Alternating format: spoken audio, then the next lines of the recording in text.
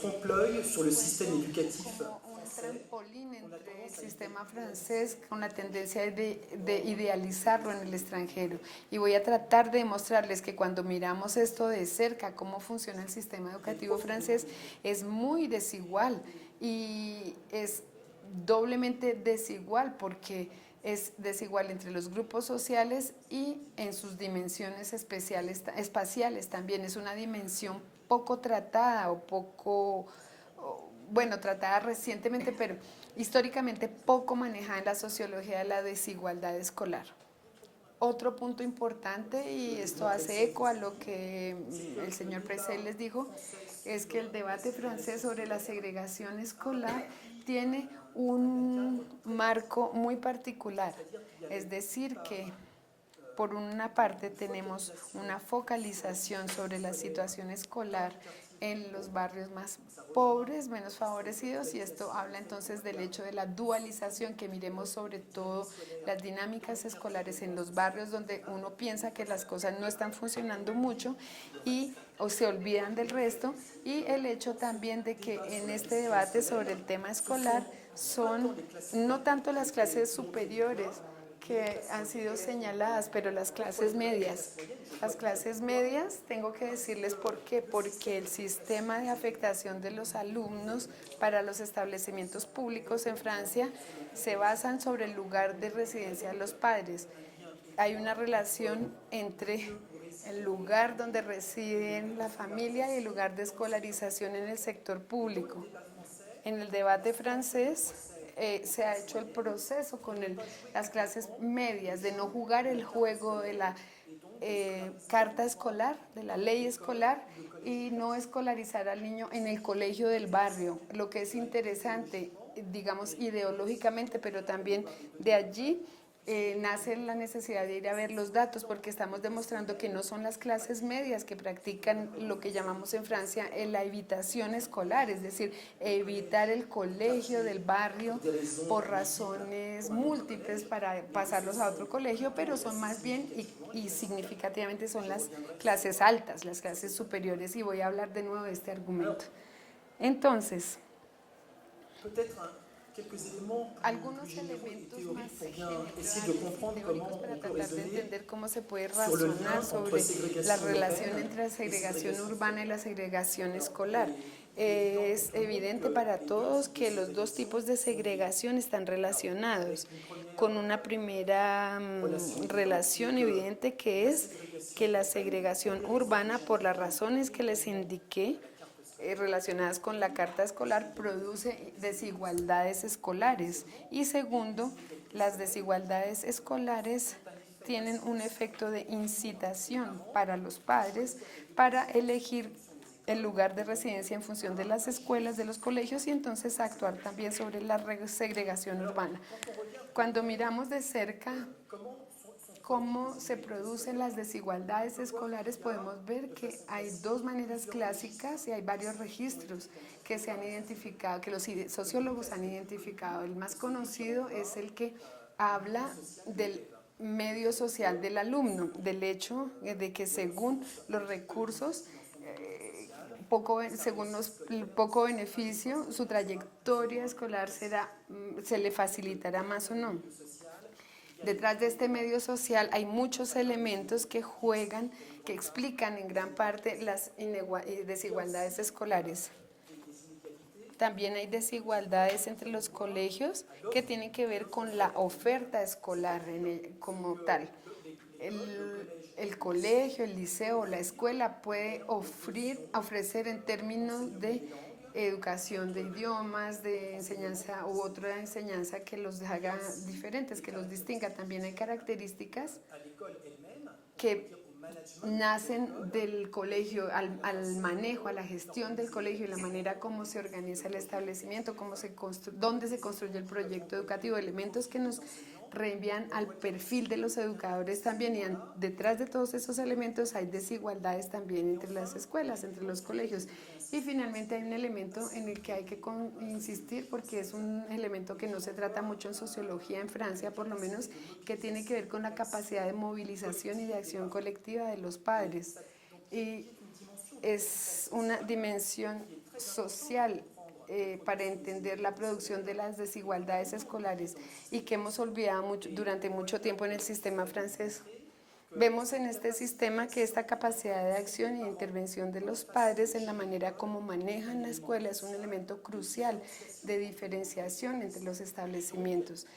de amplificación de las desigualdades, entonces, incluyendo los establecimientos públicos. Finalmente, hay desigualdades relacionadas con los espacios y con los equipos escolares que caracterizan esos espacios. Lo veremos más adelante con esa ley a través de la repartición de los diferentes tipos de establecimiento en los diferentes barrios o en las diferentes localidades. Hay desigualdad también en el acceso a la diversidad de la educación pública y también en las posibilidades de acceso de la oferta privada a los colegios privados en el espacio urbano. Cuando tratamos de ir más allá, si vamos más allá, podemos ver la parte más conocida de la sociología de educación relacionada con los trabajos del señor Pierre Bourdieu, y es que el hecho que aunque se ubique en establecimientos muy diferenciados los unos de los otros, sabemos que existe dentro de los establecimientos homogéneos diferencias que se van a dar entre los diferentes alumnos y que tienen que ver con el capital social, con el capital cultural, con esos recursos de los que aprovechan de manera desigual los niños en función de su medio social. Lo que es complicado en el análisis de la segregación a nivel macro y micro es que a la vez tenemos grandes tendencias que explican la diferenciación entre establecimientos según el perfil del conjunto de los alumnos, pero también dentro de esos establecimientos que pueden ser muy homogéneos, hay microdiferencias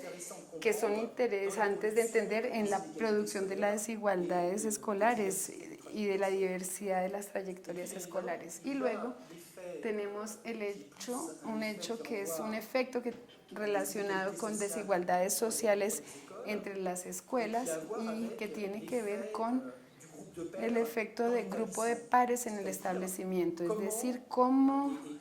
y por qué un establecimiento que recibe una cantidad importante de alumnos de medios favorecidos están en un entorno más propicio para el éxito escolar. Entender entonces cómo colectivamente se crean ambientes, entornos en términos de estimulación, de activación escolar, que son elementos importantes de explicación de las desigualdades entre los establecimientos. Y al otro extremo entender por qué en los colegios que reciben muchos alumnos de medios populares hay efectos de fragilización o de menor anticipación de la elección escolar que pueden explicar por una parte los bajos logros escolares en esos establecimientos. Esto nos lleva al tema del interés de pensar en la mezcla, en la mixidad de los colegios. Si entendí bien, en Colombia las cosas parecen ser, y en Bogotá son muy claras. Existen los establecimientos privados para las clases medias altas y los colegios públicos para el resto de la población de la ciudad. Entonces, el tema de la mixidad, cuando yo hice la pregunta, cuando hicimos la visita y pregunté, después de una visita en un programa de vivienda social cerca del centro, pregunté si íbamos a encontrar mixidad en los colegios alrededor de ese conjunto,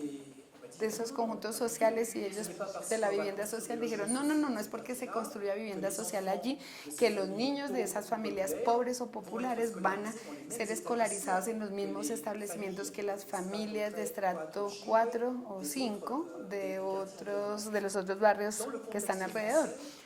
En este contexto, el tema de la mixidad, de la mezcla, es claro porque existe esa idea que es apoyada en muchos trabajos que dice que cuando la mezcla, el hecho de frecuentar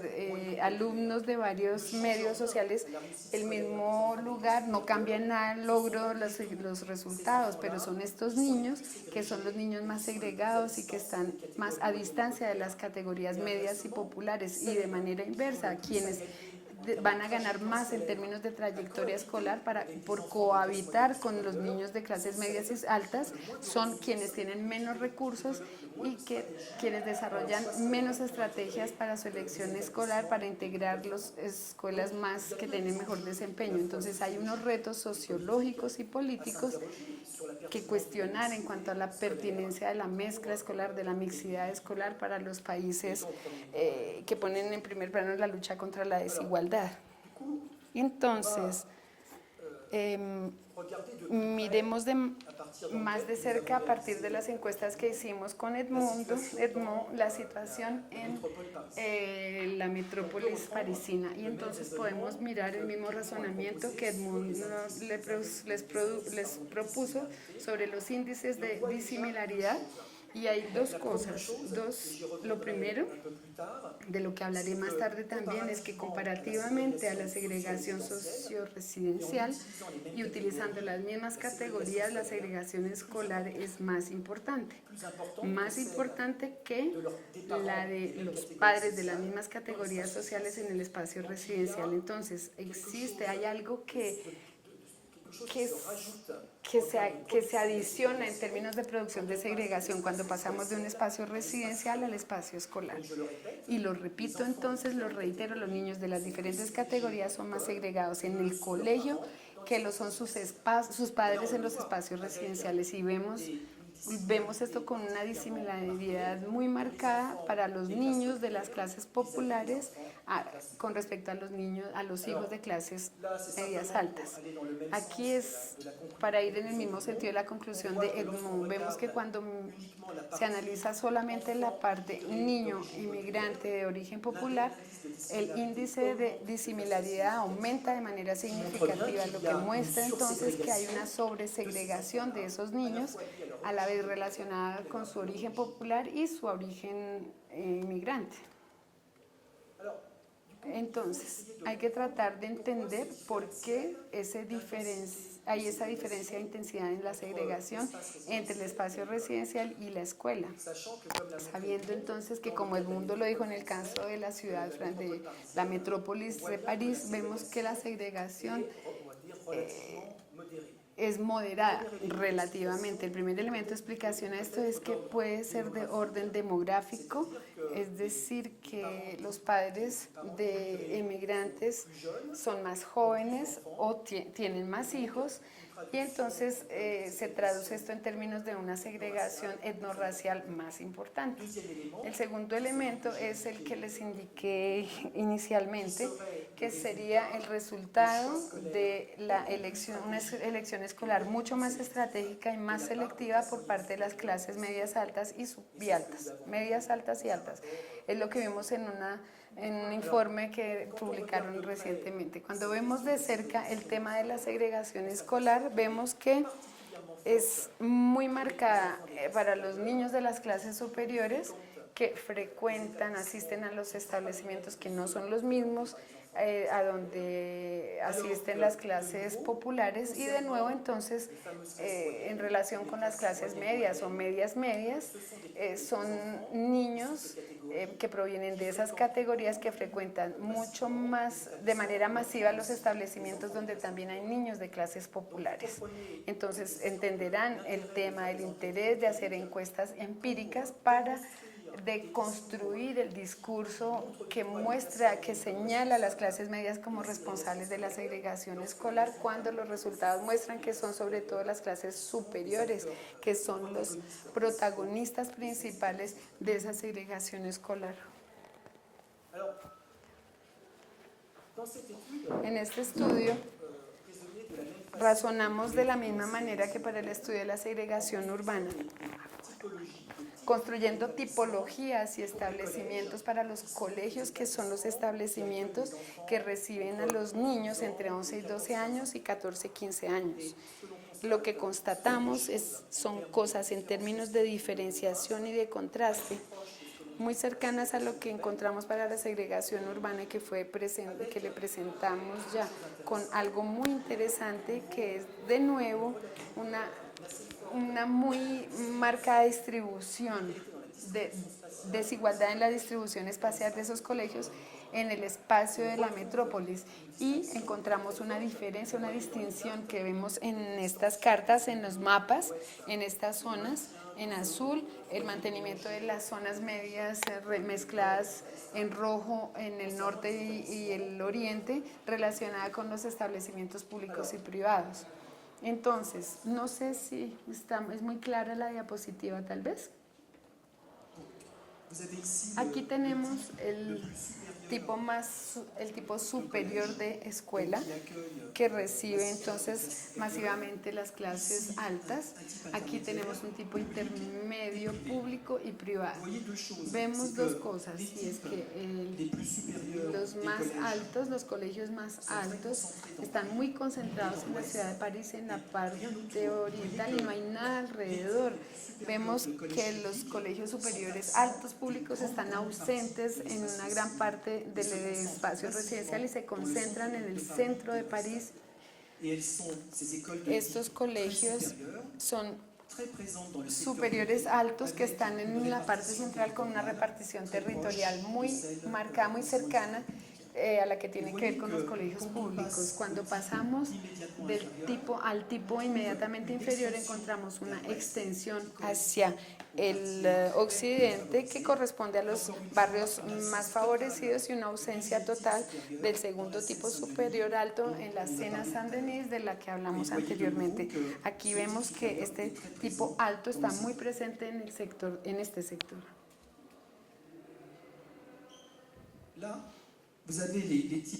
Este es el tipo medio. Entonces vemos que en lo público este tipo medio está presente sobre todo en el centro, con una extensión hacia el occidente. Este tipo disminuye en el sector privado de manera marcada y disminuye aún más cuando bajamos de tipo medio alto a medio medio, y vemos que en el sector público este tipo de colegios, que tiene muy marcada la presencia de categoría intermedia, caracteriza muy ampliamente la segunda corona de la metrópolis parisina. Detrás de esta repartición de la desigualdad de oferta escolar, vamos a verla en detalle más adelante. Cuando pasamos a los tipos más populares, es decir, a los colegios que reciben las categorías populares inmigrantes, vemos que están presentes en la parte más popular de París, en la primera corona, y que en la medida en que vamos hacia tipos menos favorecidos y donde hay más presencia de niños e inmigrantes, hay una hiperconcentración de esas escuelas públicas en Seine-Saint-Denis. Vemos entonces que desaparece cuando estamos en el sector privado, casi no hay escuelas de este tipo. Dicho de otra manera, y lo veremos, creo que es en la diapositiva siguiente, es importante entender, porque cuando se hace la relación entre los diferentes tipos de escuelas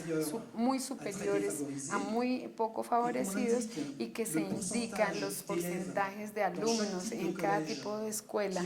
que obtiene con la mención bien o muy bien el certificado escolar, lo que no es muy difícil en el sistema escolar, lo que realmente no se dificulta en el tipo superior y superior medio. La cantidad de alumnos, esta participación del 40% es muy significativa y es prácticamente residual en los tres tipos más populares, en los colegios más populares. Hay una correlación fuerte entre los desempeños escolares de esos establecimientos y su origen social.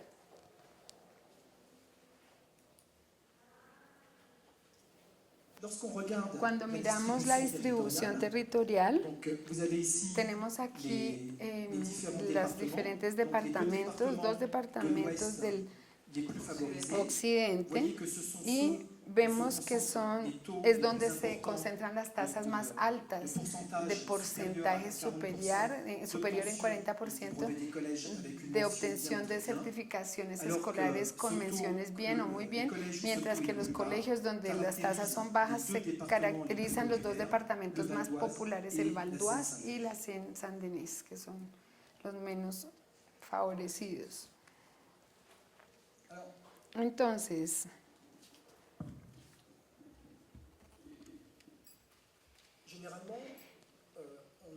generalmente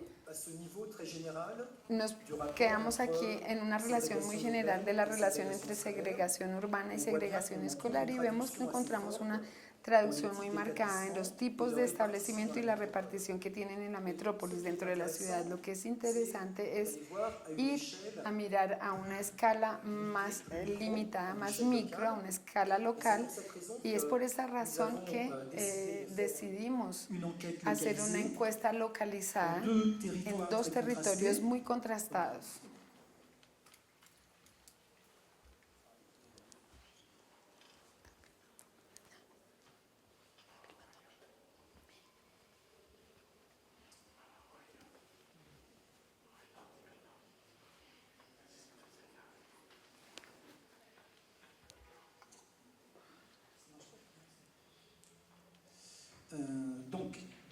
Entonces, en 2 partes de la región parisina muy contrastadas, por una parte aquí, en la parte occidental de París, en la Alta Sena, donde están las localidades muy favorecidas y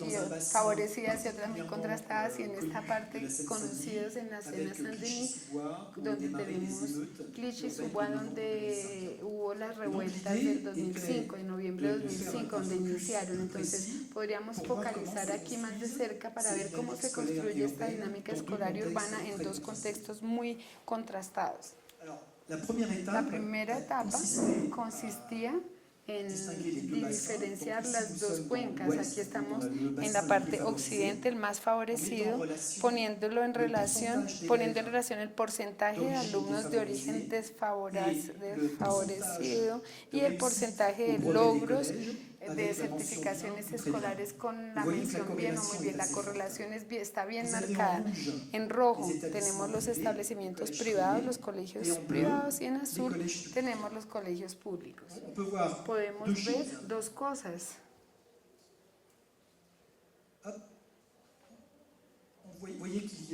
Vemos que hay a la vez una ultra selectividad social de los colegios privados, que no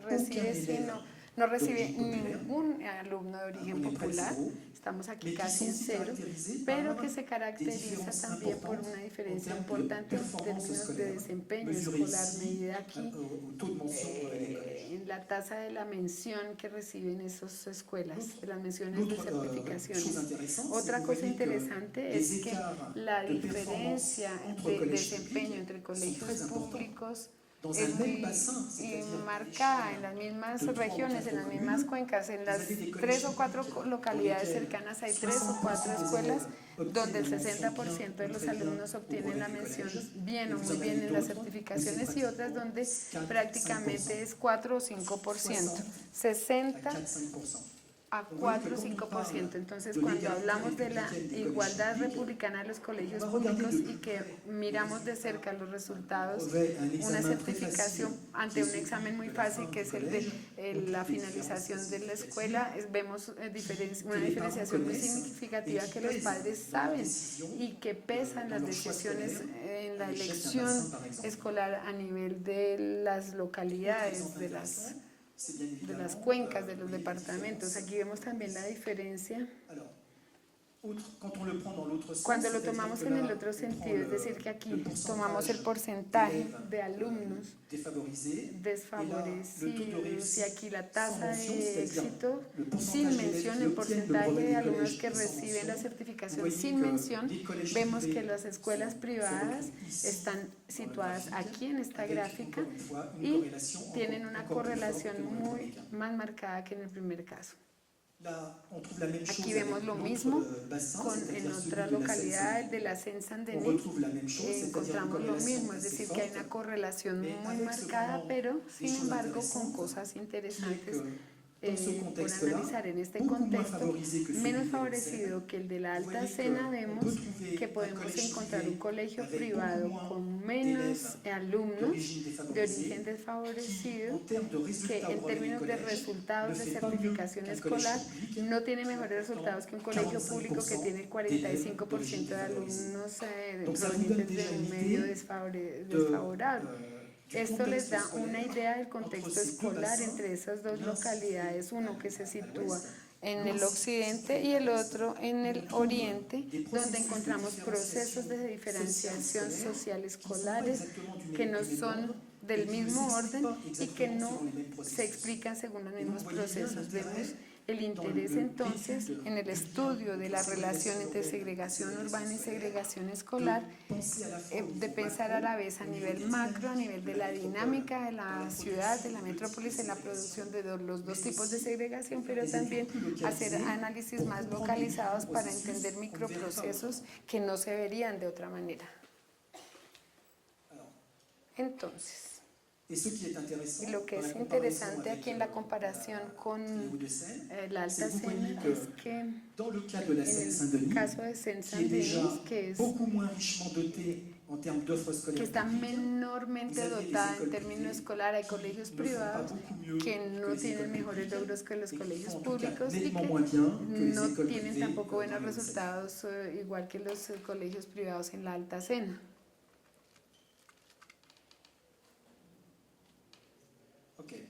El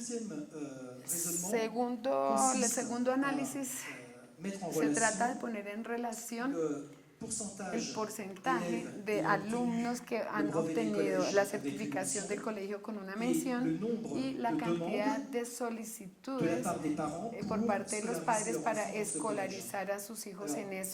dichos colegios. Aquí vemos también que en el distrito de Alta Sena hay una correlación muy marcada entre el desempeño del colegio y la cantidad de solicitudes de ingreso para inscripciones, y lo mismo sucede cuando vemos en el otro sentido.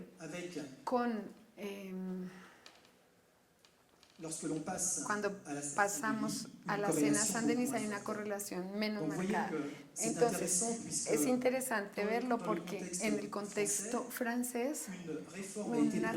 se propuso una reforma bajo el gobierno de Sarkozy que consistía en proponerle a los padres la libre elección para el colegio público, lo que se llamó la carta del alivio, la carta escolar, la posibilidad que le daban a los padres de escoger el colegio público. En la comparación entre los dos contextos, la relación entre el desempeño de la escuela y la cantidad de solicitudes de escolarización es menos marcado que en la Alta Sena. Y tenemos que ver aquí también la eficiencia significativa en función de las características locales.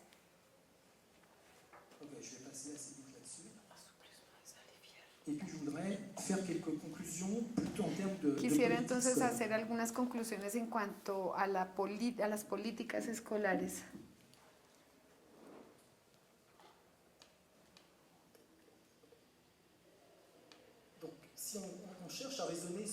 Si razonamos en cuanto a acciones públicas o políticas públicas contra la segregación escolar, vemos que hay 5 retos importantes. El primer reto importante lo vimos con los mapas, con las leyes. Hay una organización espacial muy desigual de la oferta pública y privada. Ese es el primer reto. El segundo reto, mientras que estamos en un contexto de segregación urbana básicamente moderado, ilustrado por la importancia de los espacios medios mezclados, tenemos una segregación más marcada que la segregación residencial. El tercer reto es que efectivamente hay una cantidad limitada de barrios donde la situación es muy particular y se caracteriza por un alto nivel de segregación que presenta problemas específicos a partir de los cuales, que están muy relacionados con el contexto, pero a partir de los cuales se generalizan otras políticas escolares. Quinto reto es el tema de la regulación de la elección estratégica, que es mucho más selectiva a las clases superiores y las clases medias superiores, que contribuyen en ese diferencial de segregación. Y finalmente, el quinto reto, el quinto problema a tratar es la relación entre la composición social de un establecimiento y los resultados escolares. De manera muy rápida y casi de manera caricatural, cómo Francia trató de responder a estos retos. El primer punto, y ya fue citado por mis colegas, impactante, es que las políticas escolares de lucha contra la desigualdad se focalizaron esencialmente en los barrios que presentaban dificultades. Una vez más, ustedes se podrían preguntar, pero esto no es sorprendente, pero yo trataré de mostrarles que hay efectos perversos, terribles, porque habría que pensar en políticas de lucha contra la desigualdad solamente mirando los barrios pobres o los más relegados. Incluso es contraproductivo pensar en una política de conjunto, una política escolar, pensando en las intervenciones que se hacen en esos barrios. Ese es el segundo punto. En el caso francés, hemos asistido a políticas territoriales muy precisas que también se enfocaron en barrios y zonas de educación prioritaria con dispositivos que no les voy a detallar aquí, que han evolucionado con el tiempo, pero que han tenido dos efectos principalmente. La primero, importantísimo, es que se puede pensar que sin estos dispositivos la situación en esos establecimientos, en esos barrios menos favorecidos, pobres, hubiesen sido más dramáticos, pero al mismo tiempo, dada la debilidad de los medios desplegados por esas medidas, el diferencial de dotación no era tan importante para permitirle a esas escuelas desarrollar proyectos originales o proyectos educativos que pudiesen producir o reducir las desigualdades, pero sobre todo los efectos más terribles, el efecto fue la estigmatización de los establecimientos que se etiquetaron como zona de educación prioritaria con otros nombres de otros dispositivos. Lo que pudimos ubicar en muchas encuestas es que el hecho de que una escuela se beneficie de un dispositivo relacionado con las zonas de educación prioritaria también era un elemento represivo para los padres de las clases medias y altas. Finalmente, la tercera orientación que se tomó en Francia son los dispositivos, los programas para facilitar el acceso a las filiales selectivas de la educación superior de los estudiantes de liceos que provenían y estaban situados en zonas de educación prioritaria con limitaciones importantes relacionadas con la cantidad limitada de alumnos que tenían que ver con estos programas con respecto a las dinámicas, al flujo de conjunto que había del acceso a esas filiales selectivas de educación prioritaria. Entonces,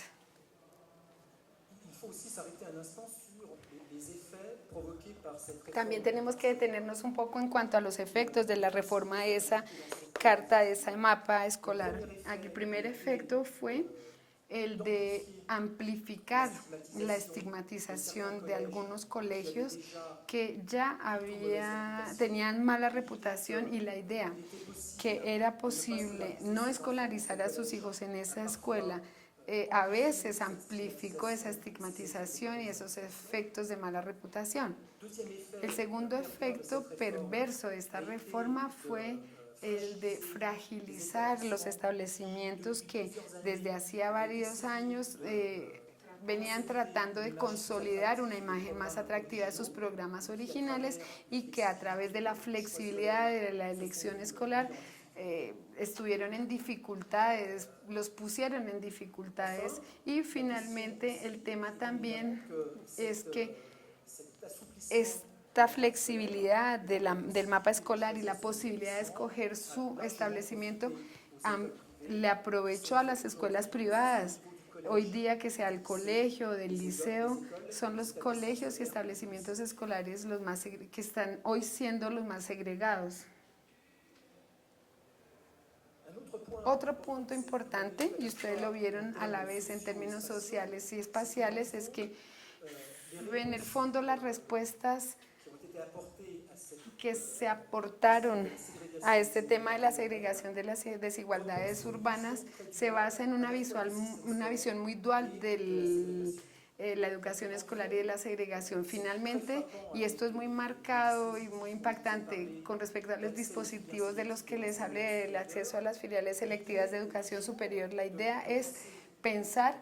de tomar alumnos de un extremo, es decir, de un medio más desfavorecido, para permitirles el acceso a establecimientos más prestigiosos o a las filiales selectivas de la educación superior. Este concepto dual de las políticas escolares tuvo por efecto, una vez más, de poner en segundo lugar la mayoría de los establecimientos escolares o las zonas de educación de los distritos escolares en general, que no eran ni zonas de educación prioritaria o que se caracterizaban por una fuerte presencia de categoría popular, ni liceos de élite, ni zonas donde hubiese una presencia alta de categorías superiores, altas. Finalmente, y terminaré con este último punto, hay como resultado importante, hay un elemento del que se habla poco y que vemos en los mapas, y es que la segunda corona de los alrededores de la periferia de París tiene también la característica de estar pobremente dotada en los colegios y liceos públicos y privados, y esto es una desigualdad urbana escolar de la que casi no hablamos. Está un poco escondida por la focalización de los barrios que tienen menos posibilidades, y cuando vemos al detalle de la distribución en el espacio de esos mapas escolares de los establecimientos públicos y privados, vemos que el conjunto de esa segunda corona del perímetro urbano está en una situación escolar más bien desfavorable con respecto